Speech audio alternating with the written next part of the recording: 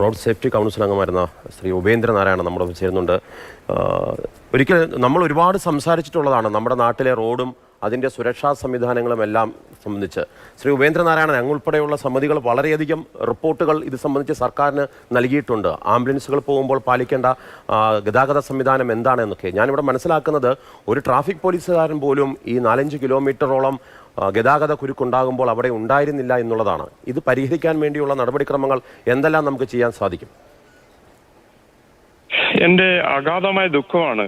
പരിക്കേറ്റ ഒരാൾ ആശുപത്രിയിൽ എത്താതെ റോഡിൽ അവരുടെ ജീവൻ പൊലിഞ്ഞു എന്ന് പറയുമ്പോൾ നമ്മളൊക്കെ തന്നെ നാണം കെടണം. കാര്യം നമ്മൾ കേരളം വളരെ മനോഹരമായ ഒരു ഗോഡ്സ് ഓൺ കൺട്രി എന്നൊക്കെ പറഞ്ഞു കിടക്കുമ്പോൾ ഇവിടെ പൊതുനിരത്തിൽ അനേകം പേര് റോഡിൽ മരിക്കുന്നുണ്ട്. അതുകൂടാതെ ആംബുലൻസിൽ ആശുപത്രിയിൽ എത്താതെ മരിക്കുന്നുണ്ട്.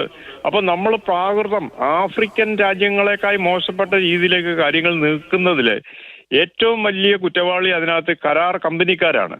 സമയബന്ധിതമായിട്ട് ഈ റോഡിന്റെ പ്രവൃത്തികൾ ചെയ്യാത്തത് മൂലമാണ് സർവീസ് റോഡായാലും റോഡിലെ അശാസ്ത്രീയമായ നിർമ്മാണങ്ങളായാലും ഇതെല്ലാം ഗതാഗത സൗകര്യങ്ങൾ ഒരുക്കി കൊടുക്കേണ്ട ഉത്തരവാദിത്തം ദേശീയപാതയാണെങ്കിൽ ദേശീയപാത അതോറിറ്റിക്കുണ്ട്, അത് കരാർ ഏറ്റെടുക്കുന്ന കമ്പനികൾക്കുണ്ട്, ജില്ലാ കളക്ടർക്കുണ്ട്, MP-ക്കുണ്ട്, MLA-ക്കുണ്ട്. ഇവരുടെയൊക്കെ ഉത്തരവാദിത്തമാണ് എന്തുകൊണ്ട് ഇത് നടക്കുന്നില്ല എന്നുള്ളത്.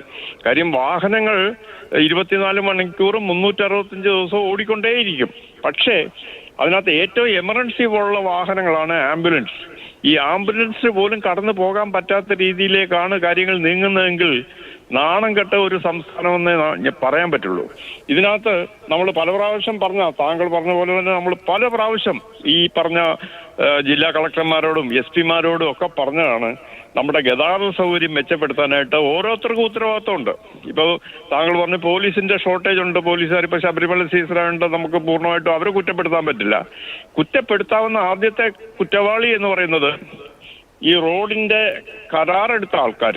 അപ്പൊ അതിന്റെ എക്സിക്യൂട്ടീവ് എഞ്ചിനീയറോ പ്രോജക്ട് ഡയറക്ടറോ അവരുടെ ജോലിയാണ്. അവര് സ്ഥലത്ത് വന്നിട്ട് എന്തുകൊണ്ട് ഈ ഒരു റീച്ച് പണി തീരുന്നില്ല, എന്താണ് അതിനകത്തെ തടസ്സം? പ്രത്യേകിച്ച് ശബരിമല സീസണാണ്. കേരളത്തിലെ എല്ലാ റോഡുകളും ഒരുക്കിയിടേണ്ട ബാധ്യത നമ്മുടെ സംസ്ഥാന സർക്കാരിനുണ്ട്. കരാറായാലും അല്ലാത്തതായാലും എല്ലാം സഞ്ചാരയോഗ്യമാക്കുക, റോഡിൽ അപകടങ്ങൾ ഇല്ലാതാക്കുക. കൂടാതെ വിലപ്പെട്ട ജീവൻ പൊലിയുക എന്ന് പറയുമ്പോഴേ അത് നമുക്ക് സഹിക്കുന്നതിനേക്കാൾ അപ്പുറമാണ്. ഇത് വളരെ